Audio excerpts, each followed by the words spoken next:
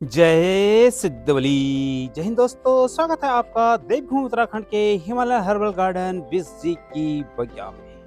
दोस्तों, आजकल सर्दियों का मौसम चल रहा है और हमारे सर्दियों के मौसम में कुछ ऐसे पौधे होते हैं जिन्हें बहुत अधिक ध्यान देने की जरूरत होती है। दोस्तों, अगर आपने सर्दियों में कुछ इन पौधों की देखभाल नहीं की तो आपके ये पौधे गल सकते हैं और मर सकते हैं। तो दोस्तों, ये हमारा सिंगोनियम का पौधा है और यह सर्दियों में बहुत ही कम ग्रो करता है। यह डोरमेंसी में चला जाता है।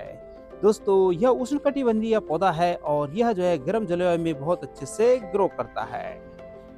तो दोस्तों, आज के इस वीडियो में हम बात करेंगे कि किस तरह से सर्दी में हमने अपने सिंगोनियम के पौधे की देखभाल करनी है और किस तरह से उसे रख रखाव करना है और क्या क्या इसे खाद पानी देना है ताकि हमारा सिंगोनियम का पौधा हरा भरा बना रहे और हमें एक अच्छी हवा को स्वच्छ करके देता रहे। तो दोस्तों, सिंगोनियम का पौधा दिखने में ही खूबसूरत नहीं होता, बल्कि यह हमारी सेहत और स्वास्थ्य के लिए भी बहुत ही बेहतर होता है। साथ ही यह पौध शास्त्र में भी बहुत महत्वपूर्ण पौधा है और साथ ही यह कई बीमारियों में हमारे शरीर को स्वस्थ रखने के काम करता है। तो आइए दोस्तों, बात करते हैं कि किस तरह से हमने सर्दियों में अपने सिंगोनियम के पौधे की देखभाल करनी है। तो दोस्तों, बात कर लेते हैं सबसे पहले कि हमने अपने सिंगोनियम के पौधों के लिए किस तरह की मिट्टियां बनानी चाहिए। तो दोस्तों, सिंगोनियम के पौधे के लिए एक अच्छी वेल ड्रेन सॉइल होनी चाहिए। इसमें आप अपनी गार्डन सॉइल, रेत और वर्मी कंपोस्ट मिलाएं। यह हमारे सिंगोनियम के पौधे के लिए एक परफेक्ट सॉइल होती है। दोस्तों, यह पौधा उष्णकटिबंधीय है और इस पौधे को मॉइस्चर पसंद है। अगर आप इसके आसपास नमी बना के रखेंगे तो आपका पौधा बहुत अच्छे से ग्रो करेगा। दोस्तों, सबसे पहला काम जो आपने सर्दी में करना है, तो जब भी आप अपने सिंगोनियम के पौधे को पानी देते हैं तो दोस्तों हमेशा ध्यान रखना कि सर्दियों में वातावरण में काफी नमी रहती है, जिसके कारण अगर आप ज्यादा पानी देंगे तो आपका सिंगोनियम का पौधा खराब हो सकता है और उसकी पत्तियां कुछ इस तरह से पीली पड़ने लग जाएंगी और आपका सिंगोनियम का पौधा धीरे धीरे मर जाएगा। तो दोस्तों, आपने अपने सिंगोनियम के पौधे को एक तो कम पानी देना है और इसे पानी तभी देना है जब इसकी मिट्टी 2 से 3 इंच तक सूख जाए, तभी आप इसे पानी देना है। और साथ ही आपने एक काम करना है, जो भी पत्तियां आपकी सिंगोनियम की पीली होकर कुछ इस तरह से हो गई हैं, तो दोस्तों आपने उन पत्तियों को कट करके हटा देना है।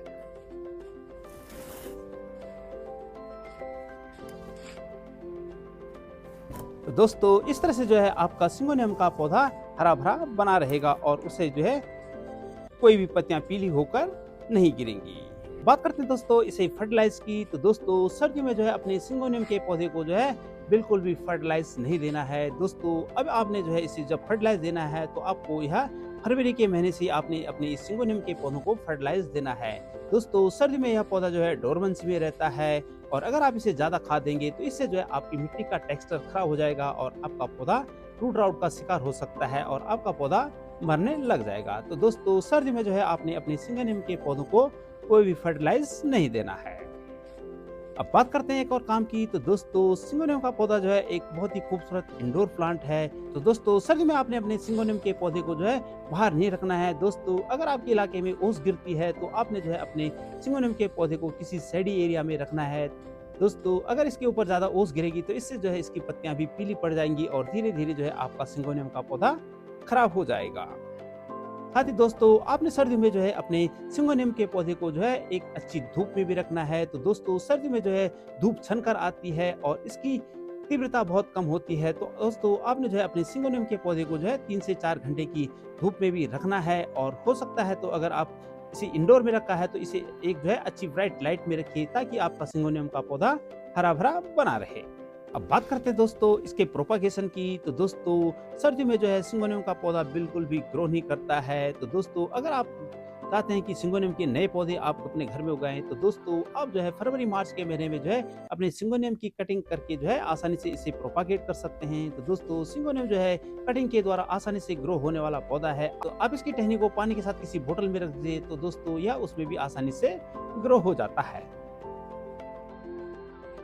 तो दोस्तों, ये तो थी बातें कि किस तरह से आपने सर्दी में अपने सिंगोनियम की पौधे की देखभाल करनी है और किस तरह से इसे खाद और पानी देना है।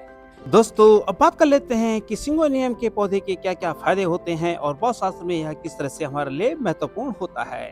दोस्तों, सिंगोनियम न केवल घर की खूबसूरती को बढ़ाता है बल्कि हमारी स्वास्थ्य और वास्तु की नजर से भी बहुत फायदेमंद माना जाता है।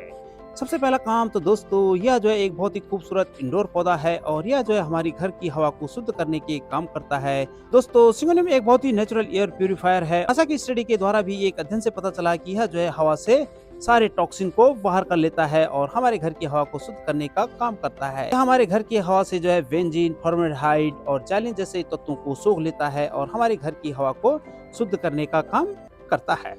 दूसरा काम जो हमारे सिंगोनियम के पौधे करते हैं तो दोस्तों यह जो है हमारे हवा में जो है मॉइस्चर को बढ़ाते हैं। सर्दियों के मौसम में जब हवा शुष्क हो जाती है, सिंगोनियम जो है कमरे में जो है प्राकृतिक ह्यूमिडिफायर का काम करता है। इससे जो है त्वचा और सांसों की समस्याओं में राहत मिलती है। शास्त्र और फेंगशुई में सिंगोनियम के पौधे को बहुत ही शुभ माना गया है। इसकी पत्तियों का आकार एरोहेड की तरह होता है जो 5 तत्वों का प्रतिनिधित्व करता है। यह जल, वायु, अग्नि, पृथ्वी, धातु का प्रतिनिधित्व करता है और यह हमारे घर में जो है सकारात्मक ऊर्जा को लाता है। इसे अक्सर तनाव कम करने और मानसिक शांति के लिए डेस्क या ऑफिस में भी रखा जाता है। यह लो मेंटेनेंस वाला पौधा है। यह उन लोगों के लिए बहुत ही अच्छा पौधा है जिनके पास गार्डनिंग के लिए ज्यादा समय नहीं है और वह जो है अपने घर में कुछ हरे भरे पौधे लगाना चाहते हैं। तो दोस्तों यह जो है कम रोशनी और कम पानी में भी बहुत आसानी से जीवित रह जाता है। इसे मिट्टी और पानी दोनों में बहुत आसानी के साथ उगाया जा सकता है। मानसिक स्वास्थ्य में लाभ दोस्तों हरियाली और पौधों के बीच में रहने से जो है तनाव कम होता है। इनकी हरी भरी और चितकबरी पत्तियां आंखों को सुकून देती है और हमारे कंसंट्रेशन को बढ़ाने में मदद करती है। दोस्तों जब भी आप इस पौधे को अपने घर में लगाते हैं तो थोड़ी सावधानी जरूर बरतें। सिंगोनियम की पत्तियां जो है थोड़ी टॉक्सिक हो सकती है, इसलिए इसे छोटे बच्चे और पालतू जानवरों से हमेशा दूर रखना चाहिए। दोस्तों ये थी एक जानकारी कि किस तरह से जो है सिंगोनियम के पौधे की सर्दियों में देखभाल करनी चाहिए और किस तरह से जो है इसके वास्तुशास्त्र और फेंगशुई में हमारे लिए महत्व है और साथ ही साथ यह जो है हमारी हेल्थ को भी तंदुरुस्त रखता है। तो दोस्तों अगर आपको ये जानकारी अच्छी लगी हो तो हमारे वीडियो को जरूर लाइक कीजिएगा। साथ ही हमारे चैनल बिस जी की बगिया को जरूर सब्सक्राइब कीजिएगा। तो बने रहे दोस्तों हमारे चैनल बिस जी की बगिया में गार्डनिंग से संबंधित कुछ इस तरह की ट्रिक्स जानने के लिए, ताकि आपका घर गार्डन भी कुछ इस तरह से हरा भरा रहे और आप भी स्वस्थ और मस्त रहे। थैंक यू दोस्तों फॉर वॉचिंग द वीडियो। जय हिंद।